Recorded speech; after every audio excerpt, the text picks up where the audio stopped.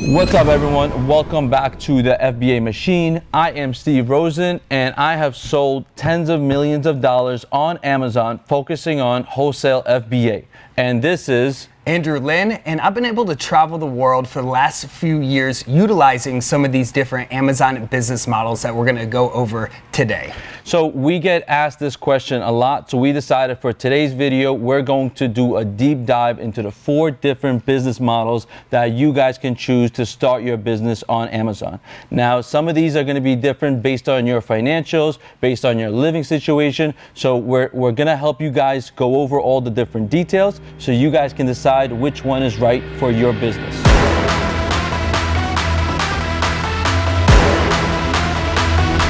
The first business model is liquidations. So liquidations are one of the best if you're trying to flip your money quick and get a high ROI. Now, normally you're going to be going into Craigslist, garage sales, or you could even begin a liquidation pallet. Have you had much experience with liquidations? I have not ever gone to much liquidations, but it is good for people that are starting out. If you have, $500 or $1,000, you want to go into it and you want to flip your money quickly, turn 1,000 into 2,000 into 5,000.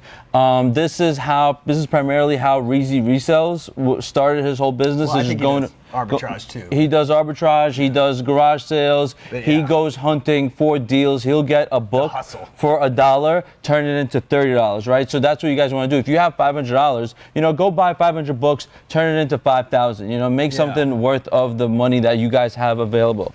Yeah, I really think this is the best model for people with not that much money. But now they do, like Reezy, they call it the hustle because it's a lot of work. It's not like wholesale where you can go buy 500 of one item and it sells for months. You're out there every day looking for deals, and it's a full-time job if you're doing it right. So yeah, that's our first one, which is liquidations.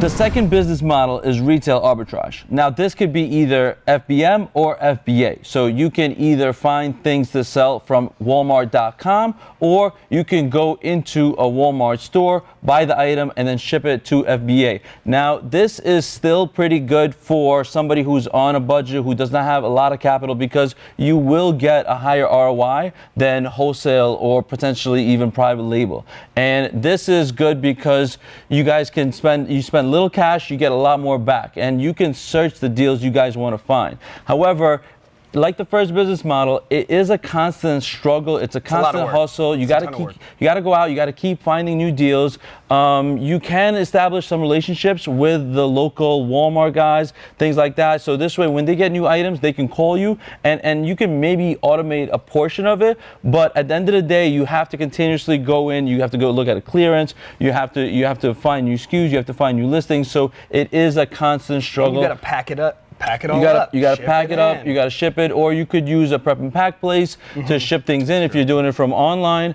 So there is a few different ways that you can do retail arbitrage, but at the end of the day, it's still a constant hustle. You gotta keep finding products, you gotta keep, and it's always changing with retail arbitrage. So it's a little bit less, something you can scale a lot less than wholesale, but you can make some very good money, especially if you're on a budget and you want to grow faster. Yeah, I really just recommend this for people who want to get started with Amazon. It's a great way to just go find a few products. You figure out how to do product research. You send it in. It's low risk because you're not spending that much money. On the flip side, it's also kind of high risk because if Amazon wants invoices, you're not going to have that. You're just going to have receipts. There's no invoices. So here's the thing: is I know people who've gotten their accounts shut down because they didn't have invoice, but I also know people who have sold for years and years and years that have never had any issues. So take that with a grain of salt. But for me, I sold retail arbitrage for years, and it was a lot of work. But I really learned how things worked inside of the Amazon space. Just Amazon Seller Central and all that. So as far as I'm concerned, if you guys want to get into retail arbitrage, do it, but think of it as a short-term, business plan. Yeah, I mean, it's a way that you can quickly pick up a scanner, go into your store, start sourcing items. Wholesale obviously has a 2 to 3 month start that you guys are going to need. So retail arbitrage, you want to start making money today, you're limited, pick up a scanner, go to Walmart, go to Target, just start scanning items, start making money, start building up your account, start getting ungated. educating, and this is the first step. This is what everybody, a large portion of you guys start off with retail. So this is the reason why. The third business model is wholesale. Now, this is by far our favorite business model, really because I really think it's the easiest to scale, and it can become passive. Now, it's a lot of work right off the bat, but there's different ways to do it. Like Steve's doing millions of dollars, and he's a lot more hands-on, where I'm able to travel the world and my business is a lot more hands-off. So what's your favorite things about I love wholesale because of that reason. For majority of what we do, it is all process. Now, it's not passive because you have to build your processes and you have to set up your machine so that it's running and it's constantly growing. But at the end of the day, things that we can build this up, and unlike retail arbitrage where you have to constantly go out in stores, you can put processes in place, and I like that. So whether you're building processes where you're hands-on in a warehouse receiving goods, shipping them out yourself, or you're more like Andrew where you're traveling Thailand or wherever the hell you've been, and everything is just automated into a warehouse. Things are going to a prep and pack. You have buyers that are managing your inventory, and everything is automated. So I think wholesale is by far my favorite, also because I've been burned at private label, like the advertising, the giveaways. It's really hard for me to compete with China, whereas wholesale, I have my process in place and I can continue to grow it. It's a lot more of a no-brainer. If you like data, if you're based on numbers, it's a lot more of a no-brainer. Whereas you have to be a numbers person. You have to be a numbers person. Whereas with other models, you kind of have to know what you're doing, or you kind of have to get lucky.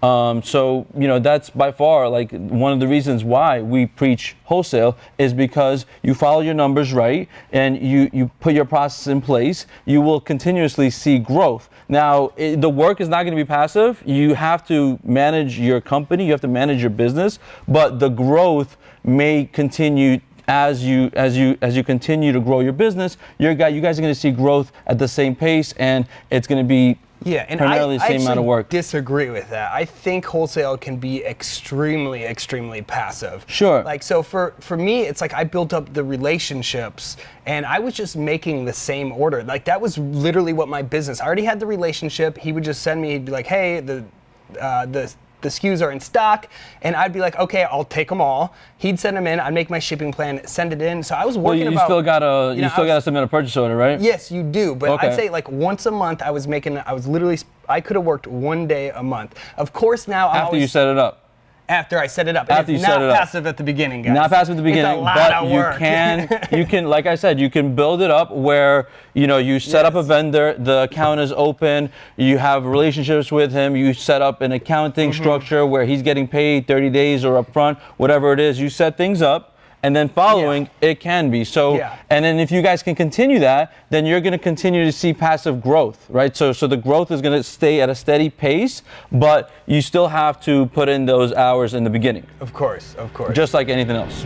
The fourth business model is private label. Now, a lot of people who are teaching about wholesale will say private label is dead and don't do it. There's not a chance. Now, I do think there is a place for it, but for most people, it is going to be way too much work and way too risky. Now, the reason why I would say that it is right for some people is if you have some sort of traffic, or if you already have a brand and you maybe a big email list, and then you can create a product that you already know that the people that you're targeting want. Then in that case, I say, yeah, go ahead and build a brand, target it, but you need to be good at marketing, you need to be good at branding, you have to then get the products from China, you have to deal with customs. It's a lot of work. You're putting It's a lot of work. It's a lot of work. Or if you guys are a manufacturer, like for example, if you live in China and you have a sweatshop with 3 million people, then by all means, private label is definitely for you. Now, it's not to say that nobody's going to achieve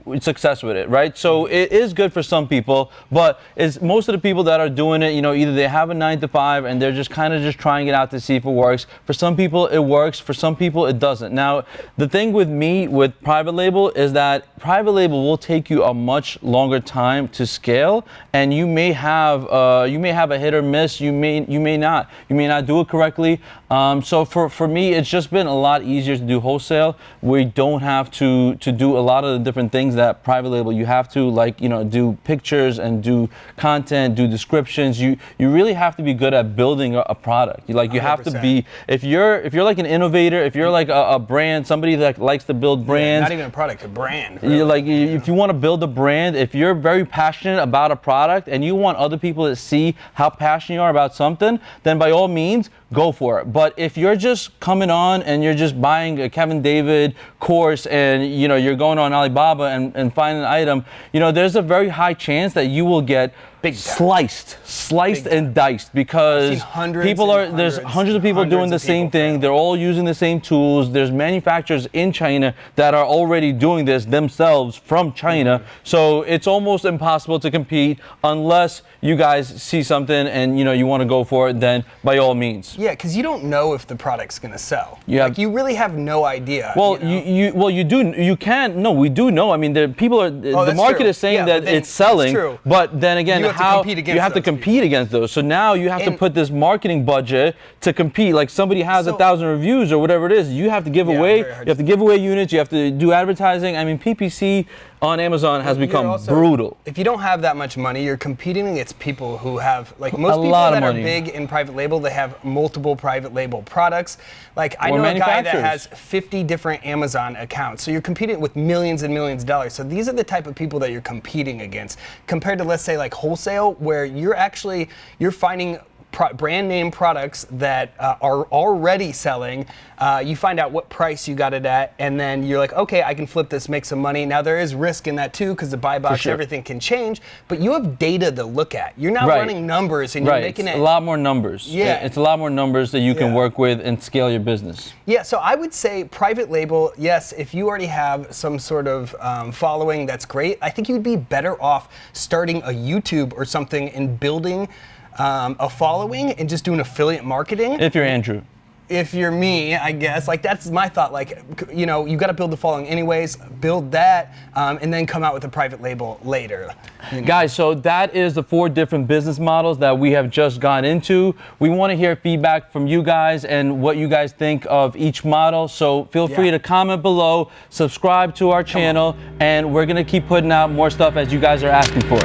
You guys see any value in the video you just saw? If so, hit the subscribe button right over here and make sure you click the bell to get notifications whenever we come out with new videos every Tuesday and Thursday, so you can continue to build your own FBA machine.